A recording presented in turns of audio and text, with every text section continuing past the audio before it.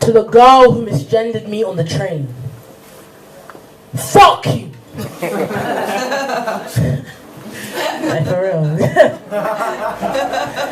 Then again, thank you for calling me cute, for saying that you love my smile, for making me feel less ugly, yet still all the duckling, by managing to entrap me in your oil spill by using the word it as a pronoun.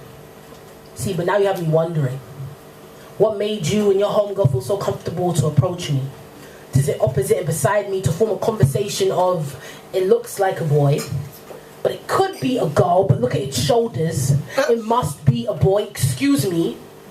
Are you a boy or a girl? And the train comes to a halt at Maryland Station, and silence steps from the platform into the train, mindfully minding the gap. And it's in that moment I realize, when you don't fit the binary, how easy it is to slip into the tracks, to become nothing but a blur within the lines. But I guess being trans is how you manage to Houdini my existence, and nothing more than a conversation. But Lord knows, if to be trans and invisible was to be safe, then I would play magician all the time. Hogwarts my way through life, because I've taken an online test. So huff puff, here I come. Because it gets hard playing national tranny in a city filled with cisgender tourists who only want to stare, poke and prod at this mural of a boy body. And isn't it funny how so many non-queer folk feel as if they can skip the line, force themselves into this exhibition of a protest, yet none of this comes from my mouth. So they ask the question again, are you a boy or a girl? And they go on an internal quest. With all the strength that I've mustered to go by 4 stops prior on platform 2, where I left my voice and my confidence on a bench to then reply, I'm just Tanake, with a capital T. I'm just a poet, not some pronouns. I'm a nigger with a smile that can light up a train carriage. I'm all the Zim in Zimbabwe. I am neither boy nor girl. I'm the perfect, imperfect manifestation of boy meets world. And one decides to kiss her teeth, annoyed that she hasn't got the answer that she wanted. And as I go to exit the train at Stratford Station, one shouts, but don't go on my Instagram anyway. And I look back to reply, what use would that be to me? Thank you.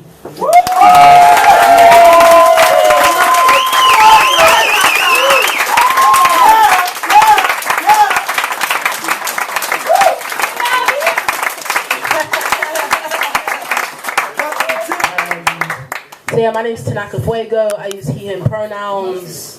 I'm a tranny, aka your local dyke, aka your new favorite poet. The fuck? Yeah. That was me, but I like it. I'm gonna keep it still. You can find me on socials at Tanake.Fuego. My name is spelled phonetically. So if you don't know what that means, you don't need to have my name. It's fine. I support everyone, I'm joking. It's Tanake. Talk, Fuego. This next poem is a poem I wrote because I hate myself sometimes. So this is an apology for that.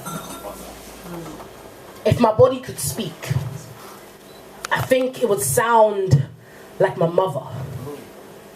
Full of pain and hope. That's the wrong poem. Got it back. I did a video to this poem literally yesterday. That's so sad that I forgot it. Alright, new poem. Shout out to my mum. My mother calls me jobless after flying back in from a sold-out Edinburgh Fringe tour, and I do not pick up the bottle.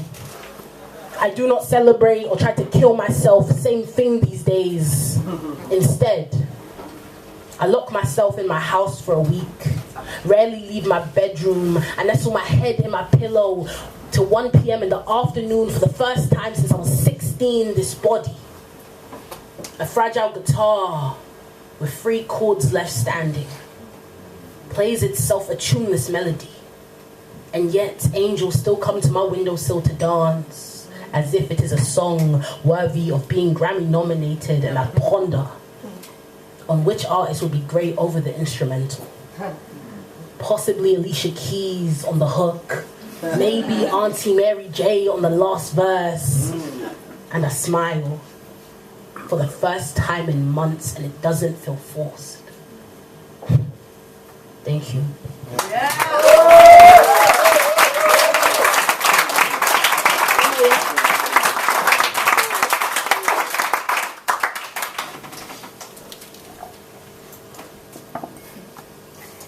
If my body could speak, I think it would sound like my brother. Full of resentment and pain, you don't have a clue on how to express it, so I think it would yell if my body could speak. I think it would say things only my father could hold in his arsenal, expecting everything after barely doing anything if my body could speak. I think it would give me the silent treatment just like my sister. Because if you haven't got anything nice to say, then you shouldn't say anything at all. Fun fact, when I was 9, every night I would pray for this body to instantaneously combust, to start a fire within my mother's home, making her finally realize I've been burning alive this whole time, but I guess God didn't even think these bones were worthy of being dry wood yesterday. I thought to myself, if I could have a healthy dialogue with this body, I wouldn't even know where to start. But I guess I would mumble and attempt at I'm sorry for binding and bruising these ribs, for not thinking it was worth a glance in the mirror. I'd apologize for every dirty glance I've given it in the mirror. I would beg, grovel at the shrine which is this vessel, make jewels out of all the tears and slurs I've spewed at it, being a living testimony that a flower can bloom even in a dark room. I would hope and even pray that this body would accept the apology, grace me with a smile, and maybe, just maybe say it loves me still. Thank you for having me.